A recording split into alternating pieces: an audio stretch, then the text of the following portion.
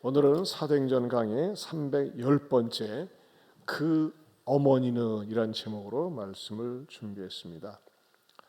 지난 시간에 사도 바울이 2차 전도여행을 떠나면서 이전에 전도했었던 더베와 루스드라를 방문했다고 말씀을 드렸습니다. 근데 그곳에는 이 바울이 사역을 하는데 천군 만마와 같은 사람을 만나는데 누구라고 그랬습니까?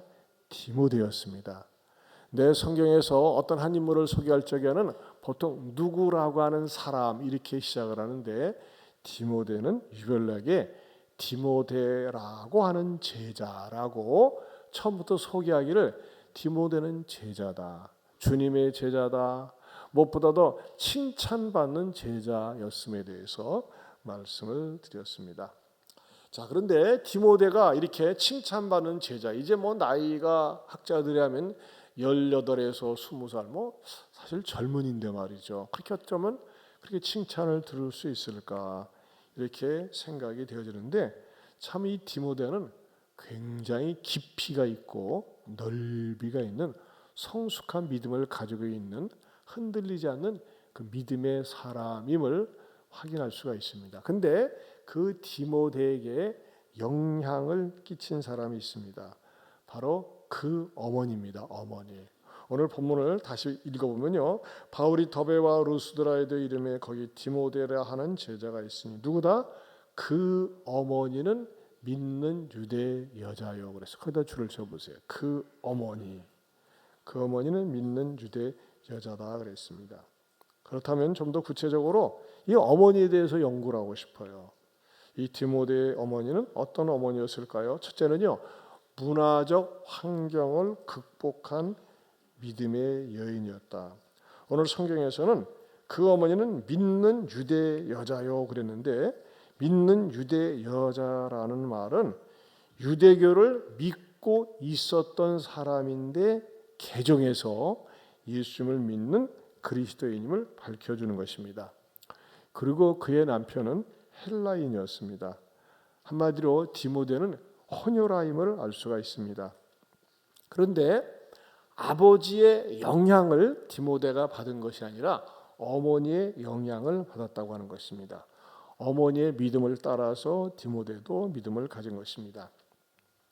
디모데에게 있어서 분명한 것은 어머니를 통해서 믿음을 전수받았고 또 바울이 전한 복음을 통해서 환난을 통해서 전한 복음을 듣고 아주 흔들리지 않은 믿음의 소유가 되었고 더 나아가서는 주님의 제자가 되었다고 하는 것이죠. 사실 이 디모데의 경우 어머니가 유대인이고 아버지가 헬라인이었는데 왜 어머니가 헬라인하고 이방인하고 결혼했을까? 이게 궁금증을 갖지만 나름대로 피치 못할 사정이 있었겠죠. 성경에서는 자세하게 밝혀주지는 않습니다. 그러나 성경 전체 흐름을 볼 때 헬라인이었던 아버지는 일찍 돌아가신 것 같아요. 그래서 혼자 사는 어머니, 그가 바로 디모데를 양육하고 키웠습니다. 여러분도 아시겠습니다만은 한번 생각해 보십시오.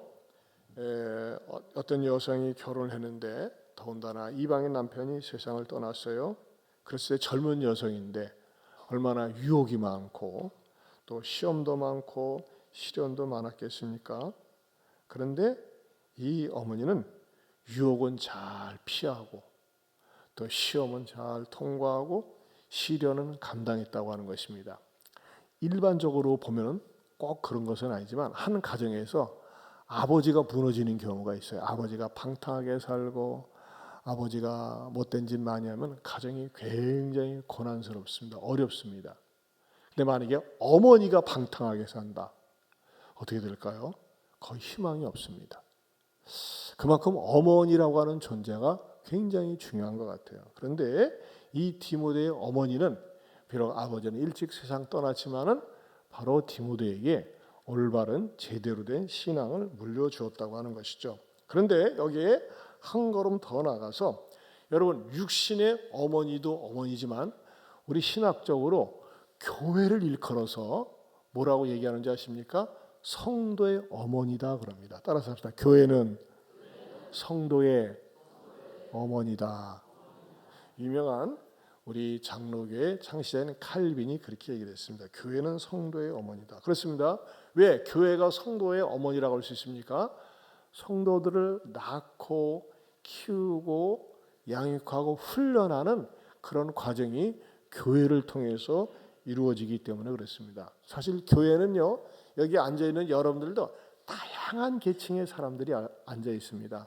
가정환경, 교육환경, 또 지식, 또 뭐 이렇게 여러 가지 조건들이 다 다른 환경 속에서 앉아 있고 나이도 천차만별입니다. 그래서 때로는요, 설교를 할 때 누구에게 초점을 맞출 것인가, 이거 굉장히 어렵습니다.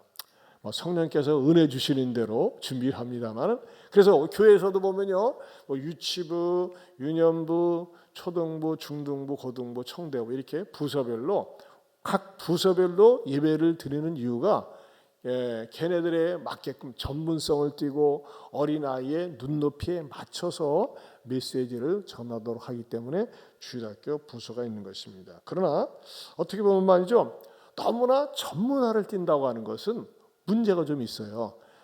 나와 다른 사람에 대해서 생각할 줄 모르고 배려할 줄 모른다는 것입니다. 그래서 저는 우리 교회에서 어떻게 하면 나 말고 나보다 다른 사람들을 존중 여기고 배려할 줄 아는, 그리고 서로 배울 수 있고 사랑할 줄 아는 그런 모임을 어떻게 하면 가질 수 있을까 해서 시작한 게 뭡니까? 전토세입니다. 전토세. 전가족 토요 새벽 기도회. 그때는 3대가 모여서 같이 예배를 드리고 또 기도하고 식탁의 교제를 나누는 것이죠. 어저께도 우리 김관영 장로님, 현직 도지사가 오셔서 말씀을 주셨어요. 어저께 김관영 장로님 오셨을 때 은혜가 되셨습니까? 엄청 됐어요. 근데 못 들으신 분들 또 사정이 있겠지만, 여러분들이 김관영 도지사가 그 업적도 좋은 일도 많이 하셨는데 일치하지 않고 전부 신앙적인 얘기만을 했어요. 그러니까 여러분들이 혹시 집에 가셔서 못 들으신 분들은 유튜브라도 꼭 들으시고 도전을 받으시기 바랍니다. 저는 몰랐는데 그렇게만 대충 하라는데, 이분은 만 18살에 우리나라 최연소, 아직 그 벽을 못 깼다고 그러더라고요. 최연소 회계사를 하고 또 행정고시 패스하고 또 사법고시를 패스한 분이에요. 이런 분이 드물어요.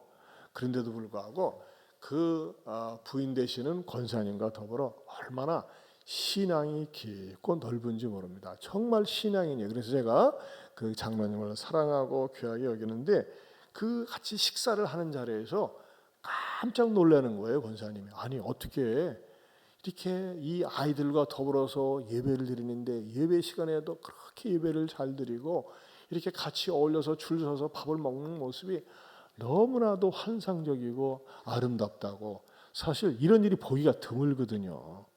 우리가 특별히 이 토요일 날 같은 때 3대가 같이 앉아서 예배를 드리는데, 우리 아이들도 말이죠, 유치부를 비롯해서 모든 아이들이 앉아서 예배를 잘 드립니다.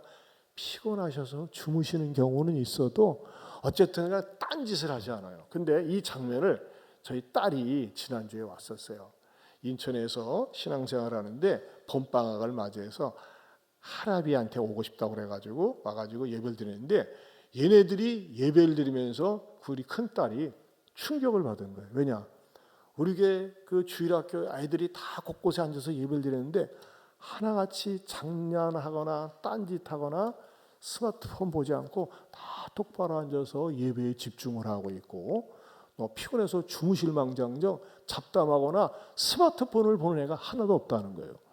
여러분, 하나님 앞에서 어른이 됐건 아이가 됐건 예배 드릴 때는 잡담하거나, 어른도 마찬가지예요. 스마트폰 보거나 하는 거는요, 하나님께 대한 예의가 아니에요.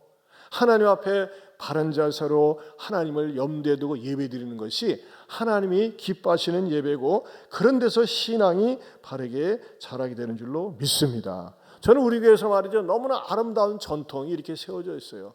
그리고 예안교회 정말 건강하고 좋은 교회입니다. 동의하십니까? 옆에 분들하고 확인시켜 주세요. 예안교회 건강하고 좋은 교회입니다. 아무 말도 안 하는 분은 삐쳐서 그렇습니까? 여러분 보세요. 제가 말이죠, 지난 1월 달에 있었던 일이에요. 제가 사실 잘 모르는 아이인데 8살 된 유년이부 아란이라고 있어요. 근데 제 위가 예배 마치고 딱 가는데 저한테 이렇게 카드를 한 장 주더라고요. 근데 제가 그걸 보고 기절할 정도로 감동을 받았어요. 그 카드를 직접 손수 만들었습니다. 손수. 뭐라고 여기 글씨 쓴 거 안 보여서 제가 옆에다 고딕을 했는데, 목사님, 사모님께 목사님 언제나 재미있고 이해가 잘 되게 설교해 주셔서 감사합니다. 제대로 알아요 얘가. 사모님, 목사님 새해 복 많이 받으세요. 행복한 나날을 보내세요. 유년이부 아란올림 2025년 1월 20일. 여보 그러면서 말이죠, 저하고 아내하고 싸우지 말라고 손잡고 다니라고 그림까지 그렸잖아요. 이야, 유년이부 8살입니다. 8살 아이도 말이죠, 예배 속에 참석하면서 그런 말을 다 하는 거예요. 재미있고 이해가 잘 되게 설계해 주셔서. 제가 늘 재미있을 수 있나요?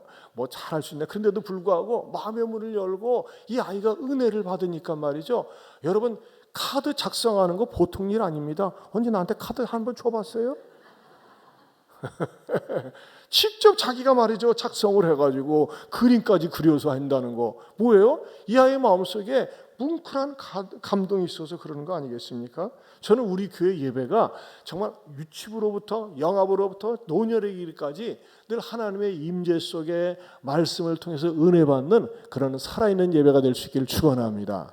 그래서 나는 우리 영아부실도 얘기하는 거예요. 애기만 늘 쳐다보지 마시고 아기를 안고서도 여기를 늘 쳐다보세요. 열 쳐다보세요. 저는 신경이 써요. 나는 계속 우리가 쳐다보는 대로 되는 거거든요. 그 다음에 두 번째는요, 믿음의 계대성을 볼 수 있습니다. 믿음의 계대성. 무슨 말이냐? 디모데를 연구해 보니까요, 디모데가 혼자 똑똑하고 잘나고 그래서 믿음이 생긴 것이 아니라 믿음의 영향을 받았는데 믿음이 연결이 있다는 겁니다. 어디 보면 나오느냐? 디모데후서 1장 3절에서 5절입니다. 같이 보겠습니다. 내가 밤낮 간구하는 가운데 쉬지 않고 너를 생각하여 청결한 양심으로 조상적부터 섬겨오는 하나님께 감사하고 내 눈물을 생각하여 너 보기를 원함은 내 기쁨이 가득하게 하려 함이니 이는 내 속에 거짓이 없는 믿음이 있음을 생각함이라. 이 믿음은 먼저 내 외조모 로이스와 내 어머니 유니게 속에 있더니 내 속에도 있는 줄을 확신하노라. 네, 여기 보면요, 이 믿음은 먼저 내 외조모, 외할머니 로이스와 내 어머니 유니게 속에 있는데 내 속에도 있다. 뭐예요? 외조모, 그 다음에 어머니, 그 다음에 디모도 3대가 계승해서 믿음이 전수되었다는 것입니다. 여기서는 뭐가 없습니까? 친가 쪽이 없어요. 본가 쪽이. 외할머니로부터 믿음이 전수된 것입니다. 그리고 디모데의 어머니도 외동딸이었던 것 같아요. 그리고 바울은 믿음의 아들이라고까지 칭하는 디모데와 깊이 영적인 교제를 나누면서 네가 지금 이렇게 믿음이 있게 된 것은, 믿음이 견고한 주님의 제자가 된 것은 어머니 유니게의 영향을 받았고 외할머니 로이스의 영향을 받았구나 하면서 이 바울이 감동을 받아가지고 그렇게 글을 쓴 것입니다. 그런데 성경에는 말이죠, 이렇게 이 외조모와 어머니들의 영향을 받은 것은 유일하게 나오는데 성경은 다양하게 믿음의 계대가 된 것을 알 수가 있습니다. 믿음이 연결되어 있어요. 예를 들면 친가 쪽으로는 어떻게 됐습니까? 대표적인 게 아브라함과 이삭과 야곱, 이렇게 또 믿음이 전수가 되었습니다. 또 그렇다고 해서 우리가 낙심할 필요는 없습니다. 나는 믿음의 계승자가 없는데요. 그럴 경우 절대 낙심할 필요가 없어요. 왜? 성경에서는요, 의외로 또 뜻밖의 사건들이 있어요. 아버지가 믿음이 그렇게 좋은데 아들은 개판인 경우가 있어요. 여러분, 이스라엘의 국부라고 할 수 있는 사무엘 선지자가 나라를 세우는데 주도적인 역할을 했거든요. 근데 사무엘 선지자의 어머니 한나는 그렇게 믿음이 좋았는데 사무엘의 아들들은 개판이에요. 한량이에요. 뇌물 받고 못된 짓 해가지고 인정을 받지 못했어요. 참 죄송스러운 얘기고 조심스러운 얘기인데 우리 대한민국의 훌륭한 목사님 자제들 가운데서 그 대를 이어서 믿음의 바톤을 잘 이어받는 분들이 있기도 하지만 없는 분들도 참 많이 있어요. 제가 이전에 섬겼던 훌륭하신 우리 한국의 목사님 아들 가운데서도 하나 지금 완전 삐딱하게 나가가지고서 그렇게 비난을 받고 있어요. 얼마나 가슴이 아픈지 몰라요. 그런데 이런 분들의 이렇게 공통적인 얘기를 들어보면요, 이런 게 있어요. 막 하나님 일, 주의 일 앞장서면서 막 올인하면서 가정을 돌보지 않은 거예요. 가정을 돌보지 않고 오직 하나님만 돌본다고 하면서 가정을 내팽개치고 가족과의 시간도 없고 가족을 소중히 여기 않자고 보니까는 아이고 나는 그런 아빠 싫어, 그렇게 믿는 하나님 싫어 하면서 자녀들이 삐딱하게 나가는 사례가 많습니다. 그래서 저도 가정을 굉장히 귀하게 여깁니다. 뭘 말씀드리고 싶냐, 여러분 그리스도인들은요 신앙생활을 잘하면 잘할수록 균형이 있어야 됩니다. 교회에서 은혜를 받습니까? 가정에서 잘해야 됩니다. 가정에서 잘합니까? 일터에서도 잘해야 됩니다. 저는 그래서 교회에서 말이죠, 우리에게는 한 번도 그런 적이 없어요. 제가 목회 25년 하면서 뭐 충계 대신방, 추계 대신방이라고 해가지고 권사님들 조짜 가지고 기다리세요 해가지고 전사님들, 권사님들 쫙 끌고 다니면서 신방 다니고 한 번도 없어요. 우리는 교육자들 중심으로 해서 상담 신방을 하고 성도들을 만나면 불러내서 만나, 샤론에서 만나든지 그래서 샤론이 좋은 것 같아요. 간다든지 하지 막 성도들의 시간을 갖다가 아니요 권사님 왜 권사 됐습니까? 신방을 하고 권사 된 거지 하면서 말이죠 막 불러내거나 그런 적 이슈 없이요 없어요. 우리 권사님들은 너무 편해서 탈이야. 지금 내가 볼 적에는 예배도 잘 안 나와. 예배도 권사가 돼가지고 전도세도 안 나와. 자, 이런 권사님들 마음 아프게 하는 겁니다. 왜 공적인 예배도 안 나옵니까? 여러분 신앙생활의 매력은 뭔지 아십니까? 영국이나 덴마크 같은 나라는요 불량국가였어요. 옛날에 도적대들, 해적대들의 나라 아니었습니까? 근데 왜 영국이나 덴마크 이런 나라가 복지국가가 되고 왜 신사의 나라라는 말이 왜 붙여진 겁니까? 복음이 들어가니까, 예수를 믿으니까 사람이 달라지는데 어떻게 해요? 균형이 잡혀 있는 거예요. 여러분 예수를 잘 믿는 사람은요 균형 잡혀 있어야 됩니다. 저는 균형 목회를 강조합니다. 교회를 열심히 한다면서 직장생활 소홀히 하는 거 그거 성경적이지 않습니다. 하나님을 잘 믿는다면서 가정을 돌보지 않는 거 성경적이지 않습니다. 예수님을 잘 믿습니까? 가정 책임져야 됩니다. 예수님을 잘 믿습니까? 직장에서도 교회 예수를 잘 믿는 것처럼 최선을 다하는 것이 하나님이 보실 때 올바른 균형 잡힌 신앙생활입니다. 믿으십니까? 옆에 분들하고 이렇게 얘기합시다. 균형 잡힌 신앙생활 하겠습니다. 균형이 잡혀져 있어야 돼요. 균형이. 종종 말이죠. 그 아기를 가진 부모들 가운데 착각하거나 오해하는 경우가 있어요. 제가 이제 올해부터는 엄격하게 규정을 뒀는데 아이들을 낳고 나서 유아 세례를 주는데 딱 보니까요. 믿음들이 없어요. 교도 잘 안 나와. 근데 할아버지가 할머니가 유아 세례 받으라고 그랬다. 여러분 유아 세례 받으면 그냥 저절로 천당 갑니까? 아니에요. 그건 미신이에요. 유아 세례를 주는 거는요. 부모의 믿음의 근거에서 유아 세례를 주는 거예요. 저 보세요. 저는요. 저희 아버님이 일찍 장로님이 되셨는데 저는 유아 세례를 안 주셨어요. 그래서 제가 청소년이 돼가지고 아버지 왜 저 남들은 내 나이 또에 돌아온 애들 다 유아 세례를 줬는데 왜 저는 유아 세례를 안 받았어요? 했더니 미안하다. 니들 어렸을 때 솔직히 니들을 믿음으로 키울 자신이 없었다 그러더라고. 참 너무 정직한데 그러시더라고요. 그러셨어요. 니네들이 신앙, 니네들이 믿고 니네들이 고백해라. 그래가지고 저는 성년이 되어서 제가 세례를 받았습니다.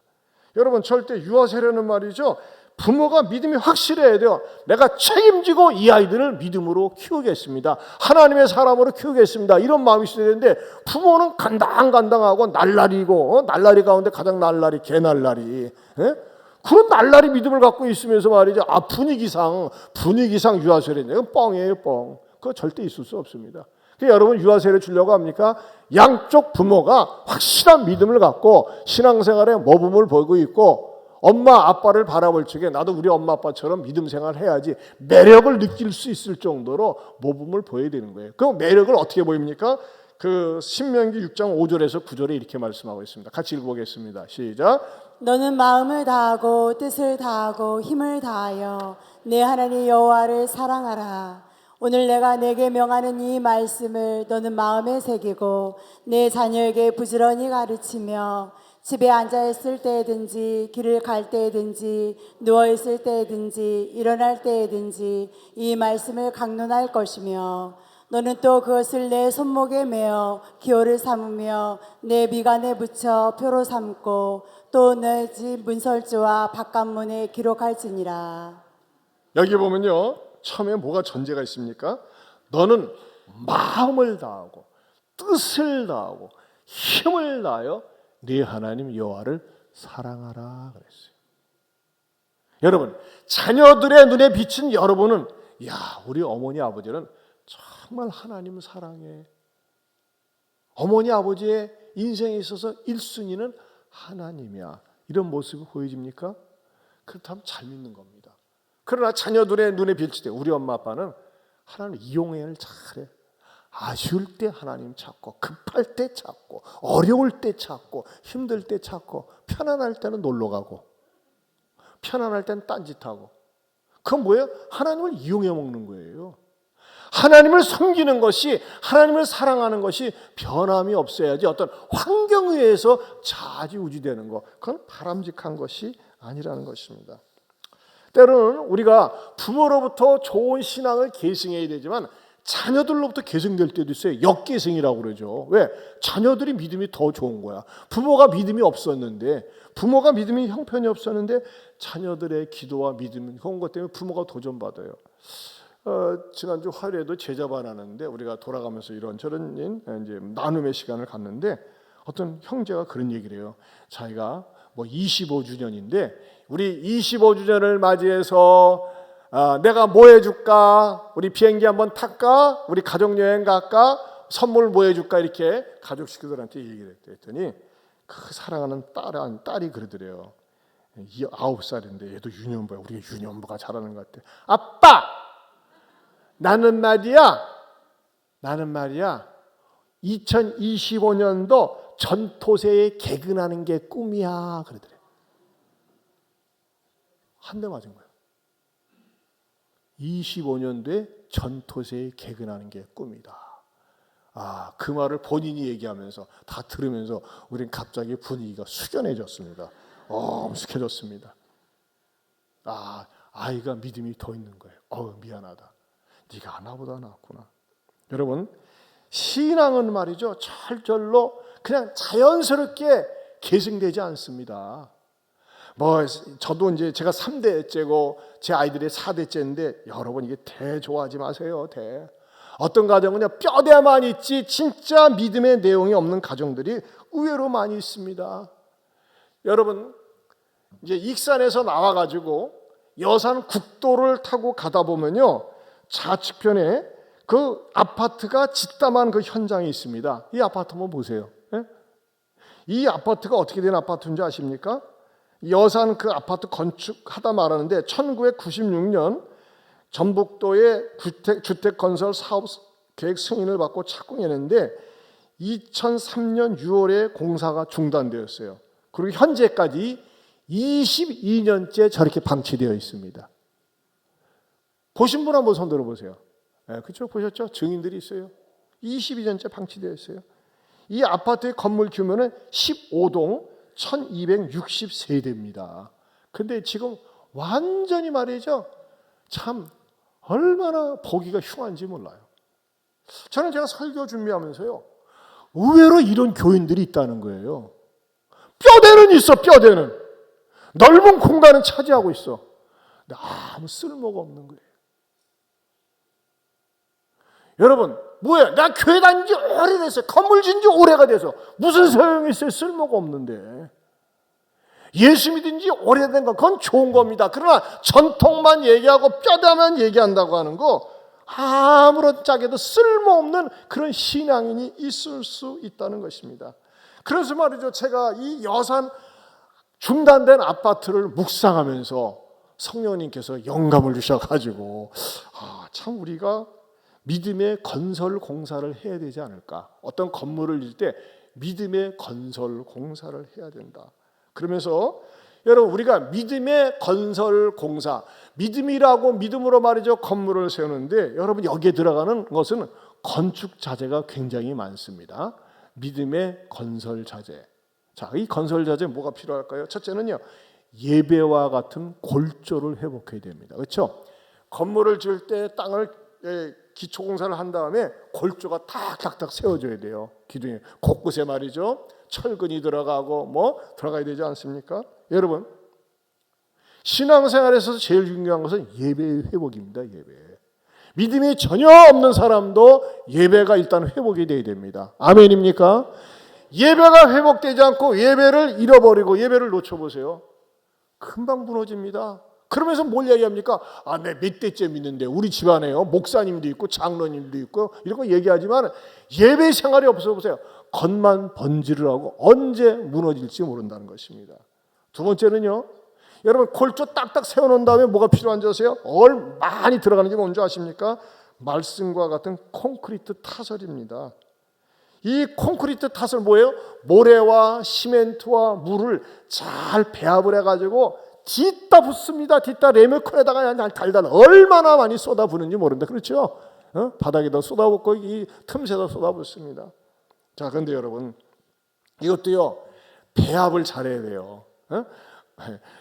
시멘트하고 모래하고 또 이게 물하고 배합을 잘해야죠. 엉터리로 배합하면 무너집니다. 무슨 말씀입니까? 말씀도 제대로 된 말씀을 들어야 돼요. 이것저것 말이죠. 말씀, 이상한 말씀 듣다가 어느 순간에 무너질 수 있다는 것입니다. 그 다음에 여러분, 뼈대를 세우고 공고리 타설을 했는데 곳곳에 뭐가 들어가야 됩니까? 전선이 들어가야 되고 전력이 들어가야 되는데 이것은 뭐가 같냐?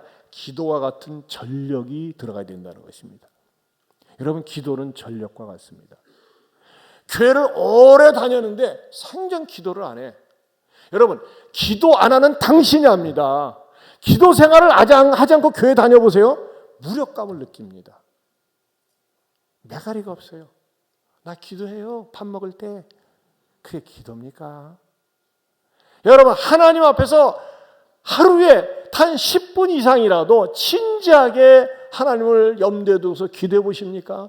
기도 생활이 없는 신앙생활은 뭐가 같냐고요? 전력이 공급되지 않은 건물과 같아요. 여러분, 이 멀쩡한 예배당 안에 전력이 없어 보세요. 캄캄합니다. 어둡습니다. 기도 생활이 없는 신앙생활은 어둡습니다. 답답합니다. 여러분, 기도는 능력입니다. 기도는 힘입니다. 기도할 수 있기를 축원합니다. 여러분들은 왜 그렇게 힘이 없어요? 기도 생활을 안 해서 그래요. 기도 생활도 대충 하니까 그래요. 그러나 하나님 앞에 기도를 해보세요. 기도를 통해서 하나님은 능력을, 말하자면 전선이 연결되어 있으면 전선이 뭡니까? 전선에서 전력이 공급되어져 오는 거예요. 이것이 공급되어지게 될 때는 여러분 꼭 기도 생활을 하세요. 우리 교회는요, 감사하게도 아침부터 저녁까지 늘 은혜홀에다가 기도 배경 음악을 틀어놓습니다. 누구든지 오면 기도할 수 있어요. 그래서 보면요, 제가 한 번씩 내가 보면요, 여러분들이 드나들면서 기도하세요. 출근을 하기 전에 하든지 아니면 출근하고 나서 하든지 틈나면 와서 기도해 보세요. 기도할 때 하나님의 임재가 있고 하나님의 능력을 맛볼 수가 있습니다. 기도는 무엇과 같다고요? 전력과 같다니까요. 여러분들의 힘을 공급받으려면 기도를 해야 됩니다. 그 다음에 네 번째는 뭘까요? 찬양과 같은 인테리어입니다. 여러분, 여기다 말이죠, 이렇게 시멘트만 덜렁 발라놓고 이런 외장 같은 경우 인테리어 안 해보세요. 얼마나 삭막합니까? 찬양은 우리를 갖다가 이쁘게 만듭니다. 찬양하는 사람들은 말이죠, 얼굴이 밝습니다. 그래서 우리가 3부 때는 찬양을 먼저 드리는 거예요. 이 찬양하는 이분들 한번 보세요. 이분들이라고 뭐 어려움이 없겠고 걱정거리가 없겠어요. 근데 찬양하는 분들 특징은요, 하나님께서 주신 은혜 때문에 찬양은 자기의 영혼을 밝게 만듭니다. 찬양을 좋아하는 사람은요, 어둠 속에서 빨리 나옵니다. 찬양을 좋아하는 사람은요, 질병을 극복합니다. 여러분, 찬양은요, 내 영혼의 인테리어와 같습니다. 아멘입니까? 여러분, 제가 이거 만들어내려고 기도 많이 했어요. 이 영적인 건설 자재. 다른 데서는 못 들어본 메시지예요, 이거. 자, 그러면 다섯 번째로는요, 봉사와 같은 쓰임새입니다. 여러분, 건물을 지어놓으면 뭐하면 너무 뭡니까? 건물 용도에 맞게 써야죠. 건물을 지어놓으면 사무실을 임대하고 하면서 그 건물이 쓰임을 받아야지만이 건물로서의 가치가 있는 것 아니겠습니까? 그 다음에 여섯 번째는요, 전도와 같은 새 사람들이 있어야 된다는 겁니다. 여러분, 가게를 오픈해 놨어요. 큰맘 먹고. 근데 말이죠, 맨날 오는 사람이 사장 오고 직원 오고 집안 식구만 와. 어떻게 해요? 문 닫아야지. 새 사람들이 계속 와야 돼요. 새 사람들이. 고객들이 와야 돼요. 교회도 마찬가지예요. 이렇게 건물이었으면 우리가 죽어가는 영혼들이 자꾸 올 적에 그 건물의 기능을 제대로 알 수가 있고 쓰임받을 수 있다는 것입니다. 그 다음에 7번째로, 건물은요, 시간이 지나면서 감가상각이 돼가지고 자꾸 부실한 데가 나타나요. 그래서 뭐 해야 돼요? 훈련과 같은 수선 보수가 있어야 됩니다. 우리 교회도 말이죠, 벌써 이렇게 저 비전센터도 그렇고 매덕 들어가가지고 자꾸 수선하고 계속 이런 일이 생겨요. 여러분, 처음 믿음만 가졌다고 딱 되는 줄 알아요? 아니에요. 믿음이 계속 수선 보수가 돼야 돼요. 그럼 믿음을 갖다가 수선 보수하기 위해서는 뭐 해야 될까요? 훈련을 받아야 되는데, 우리의 훈련 가운데 가장 조그만 훈련이 뭘까요? 다락방입니다. 속으로 다락방에 가서 내 믿음이 연약한 거 이야기하고 기도해주고 기도받고 사랑과 선행을 격려할 때 어떻게 됩니까? 내 믿음의 건물이 든든하게 세워져 간다는 것입니다. 사랑하는 성도 여러분, 오늘 이 말씀을 들으면서 믿음의 건설 공사의 현장 속에 여러분 빠진 게 많이 있는 것 같죠? 그거 빼먹어서 어디다 쓰려고 그래요? 아니에요. 우리의 믿음이 건강하게 세워질 때 어떻게 합니까? 정말 신앙생활에 기쁨이 있고 즐거움이 있고 행복이 있습니다. 믿음의 건설 공사 잘할 수 있기를 축원합니다. 한번 옆에 분들하고 또 다짐합시다. 믿음의 건설 공사를 잘하겠습니다. 믿음의 건설 공사 안 하면 어떻게 됩니까? 부도납니다. 폐기 처분돼요. 자, 세 번째로는 좋은 믿음을 물려주고 또 줘야 한다는 겁니다. 좋은 믿음은 물려주고 또 줘야 합니다. 바울은 디모데를 만나면서 야, 이 젊은 친구가 진짜 대단하다 하면서 이 디모데의 믿음을 어떻게 평가했느냐? 디모데후서 1장 3절에서 5절을 우리 한번 아까 읽은 말씀이지만 다시 읽어보겠습니다. 내가 밤낮 간구하는 가운데 쉬지 않고 너를 생각하여 청결한 양심으로 조상적부터 섬겨오는 하나님께 감사하고 내 눈물을 생각하여 너 보기를 원함은 내 기쁨이 가득하게 하려 함이니 이는 내 속에 거짓이 없는 믿음이 있음을 생각함이라. 이 믿음은 먼저 내 외조모 루이스와 내 어머니 유니게 속에 있더니 내 속에도 있는 줄을 확신하노라. 자, 여기 보면요, 디모데에게는 어떤 믿음이 있어요? 내 속에 거짓 없는 믿음이 있다고 그랬어요. 거짓 없는 믿음. 여러분, 이 사람 딱 만나보면요, 이 사람의 믿음이 가짜인지 진짜인지 분별이 됩니다. 이 사람의 믿음이 엉터리인지 아니면 진짜 마음속에 있는 믿음인지 알 수 있어요. 금방 드러납니다. 근데 제가 목회한 지 이제 40년 되거든요. 근데 제가 이렇게 여러 많은 유형의 믿음들이 있지만 좀 약간 대표성을 띠는 믿음이 있어요. 그게 뭐냐? 첫째는요, 사기치는 믿음이 있어요. 믿음을 사기치더라고요. 대표적인 게 뭡니까? 총각들이 장가가기 위해서. 교회 처녀들이 일반적으로 보면 깨끗하거든요. 술 안 먹지, 담배 피지 않지. 요즘은 이 처녀들이, 아가씨들이 얼마나 담배를 잘 피는지 몰라요. 옛날에는 담배를 펴도 어른들이 있으면 피해서 피거나 말이죠. 한쪽 교토를 가는데 요즘은 처녀들도 말이죠. 이 휴게소 같은 데서 빠빠빠빠 이렇게 피고 그래요. 이야, 이 교회 다니는 처녀들이 깨끗하거든요. 근데 이 처녀하고 결혼하고 싶은데 예수를 압니다. 근데 처녀 조건이 나는 교회를 다녀야 됩니다. 예수 믿어야 됩니다. 그럼 다녀주지. 교회 다녀요?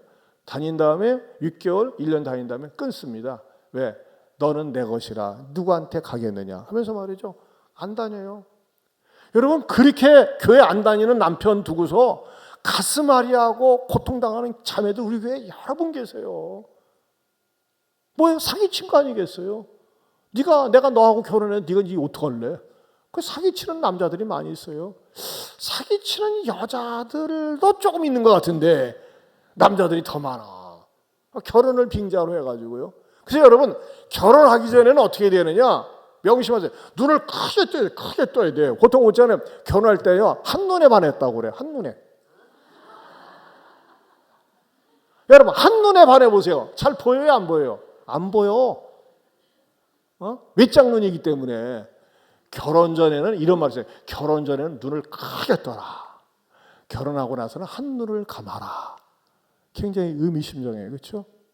결혼 전에는요, 요것이 나를 책임질 수 있나, 신앙생활 제대로 하는가 점검하고 체크하고 해야지 한눈에 반해가지고 말이죠. 외짝눈으로 반해가지고 그러다가만 넘어가는 거지. 고생 억수로 합니다. 고생.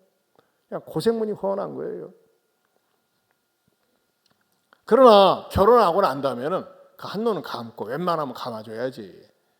또 종종 교인들 가운데 보면요, 사업을 핑계로 해서 교회 성도들이 많이 모인다 그러니까 이 성도들을 갖다가 고객으로 생각하면서 등록하고 믿음이 있는 척하고 사기치는 경우가 있어요. 그게 사기치는 믿음이에요. 두 번째는 어떤 믿음이 있을까? 올챙이 믿음이 있더라고. 올챙이 믿음. 여러분 올챙이 아시죠? 올챙이는 말이죠, 머리통이 큽니다. 머리만 큰 거예요. 들은 것은 많이 있어. 근데 어설프게 알아. 어설프게 알고 이 잡학 정도로 많이 알고 있어요. 그러나 진짜 신앙은 없는 겁니다. 여러분 대표적인 사람이 누굽니까? 우리나라의 자칭 대학자라고 하는 도울 김용옥 교수가 대표적인 사람이에요. 이 사람은요, 성경 가운데서 요한복음 책매가 주석도 냈어요. 주석. 저는 아직 주석도 못 냈는데 많이 알아요. 헬라어도 알고 히브리어도 알고. 그러나 이 사람에게 있어서는 예수 누굽니까? 역사적인 주인공이 아니라, 역사적인 실존 인물이 아니라 신화적인 인물이라고 얘기합니다. 헛공부한 거야. 헛공부하는. 돌 김용옥, 머리통에 돌만 들어가 있는 거예요. 지옥 갑니다. 좀 전해주세요. 김용옥한테. 지옥 가요. 그러니까 뭐예요? 성경 공부 시커나고 성경 연구하면서 뭐예요? 지옥 가는 거예요. 이게 어설프게 하는 사람들이 이단이 툭툭툭 건들면 홀라당 넘어가는 거예요. 얄팍한 지식 때문에. 이단은 처음에 자기네들만 진리가 있는 양, 자기네들만 제대로 아는 양 가르치니까 그거 홀라당 넘어가는 거예요. 그러나 여러분 이거 아세요? 야고보서 2장 19절에 이렇게 말씀하고 있습니다. 같이 읽습니다. 내가 하나님은 한 분이신 줄을 믿느냐? 잘 아는도다. 귀신들도 믿고 떠느니라. 여러분 하나님이 한 분이신 줄을 믿는 건요, 귀신들도 안다고 그랬어요. 귀신같이 알아맞혀요. 예수 잘 믿는 사람이요, 무당한테 가보세요. 점쟁이한테. 그러면 점이 안 잡힌대. 당신 예수 믿잖아. 그거 알아맞혀요. 귀신들도 알아요. 그러나 그런 믿음 가지고는 절대 제대로 된 믿음이 아니라는 겁니다. 세 번째는 어떤 믿음이냐? 체면 때문에 믿는 믿음. 체면. 체면 때문에. 부모가 믿으니까 믿고 습관적으로 믿고 마지못해 믿고. 저도 옛날에 그랬었어요. 그래 여러분, 제대로 믿는 믿음은 뭘까요? 네 번째, 전인격적인 믿음입니다. 전인격적인 믿음. 전인격적인 믿음은 뭐예요? 머리로 믿고 마음으로 믿고 감정으로 믿어야 돼요. 의지적인 믿음, 지적인 믿음, 정적인 믿음. 그게 전인격적인 믿음입니다. 제가 여러분에게 질문하겠습니다. 우리 사랑하는 예한교회 성도 여러분, 우리를 죄와 죽음으로부터 구원해 주실 분은 누구십니까? 주 예수 그리스도. 우리에게 영생을 주실 수 있는 유일한 분은 누구십니까? 주 예수 그리스도. 내 인생을 온전히 맡길 수 있는 분은 누구십니까? 주 예수 그리스도. 안 하는 분은 왜 안 하십니까? 뭐가 뜰습니까? 여러분, 여러분들이 예수 그리스도를 나의 구세주로 나의 하나님으로 고백하고 입술로 시인하고 그분을 사랑해 보세요. 그럴 때 그 사람에게 진짜 참 믿음이 자리를 잡게 되는 줄로 믿습니다. 여러분 모두로 교회 다니면서 신앙생활하면서 이 사람 믿음 가짜 같네, 엉터리네, 그런 말을 듣습니까? 제대로 된 믿음을 가져야죠.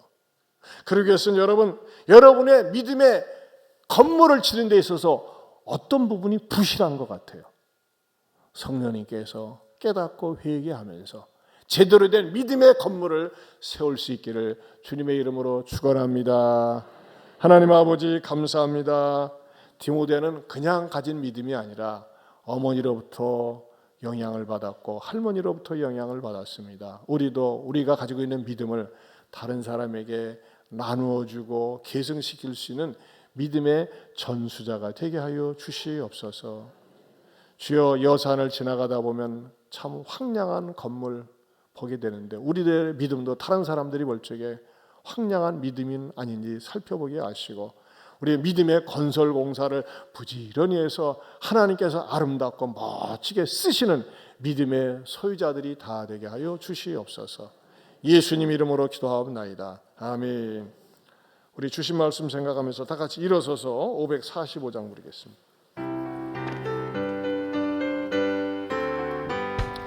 이 눈에 아무 증거 아니외여도 믿음만을 가지고서는 걸으면 이 귀에 아무 소리 아니 들려도 하나님의 약속 위에 서리라.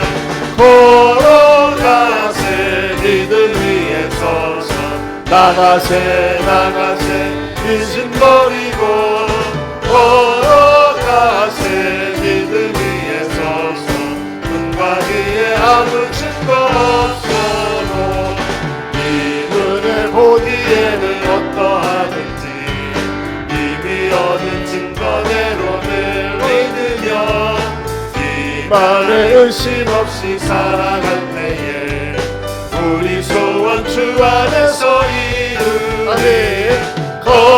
걸어가세 믿음 위에 서서 나가세 나가세 의심 버리고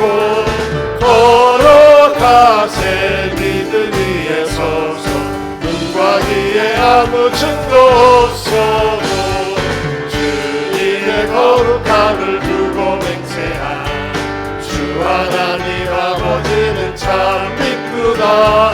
그 귀한 모든 약속 믿는 자에게 끊지 못할 무슨 일이 있을까. 걸어가세 믿음 위에 서서 나가세 나가세 의심 버리고 걸어가세 믿음 위에 서서 눈과 귀에 아무 증거 없어. 우리 시간에 두 손 들고 기도하기 원합니다. 여러분, 다른 사람이 나하고 대하면서 얘기를 나눌 때 야, 정말 당신은 참 믿음을 가지고 있네, 이렇게 평가받을 수 있습니까? 그렇지 않고 혹시 부실한 믿음은 아닙니까? 믿음의 건설 공사가 중단된 것은 아닙니까? 여러분, 말씀을 들으면서 무엇이 찔립니까? 무엇이 마음속에 죄책감이 옵니까?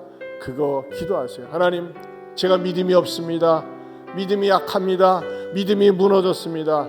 믿음이 회복되게 하시고 기도가, 말씀이, 봉사가, 전도가, 예배가 회복되는 내 믿음 생활 되게 해달라고 우리 주여 한번 부르고 기도합니다. 주여, 하나님 아버지 감사합니다.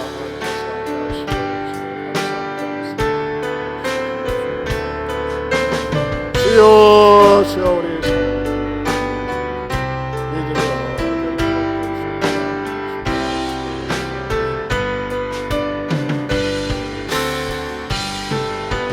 하나님 아버지 감사합니다. 우리도 내가 가진 믿음의 축복을 주고 나눌 줄 아는 큰 믿음의 소유자 되게 하여 주시옵소서.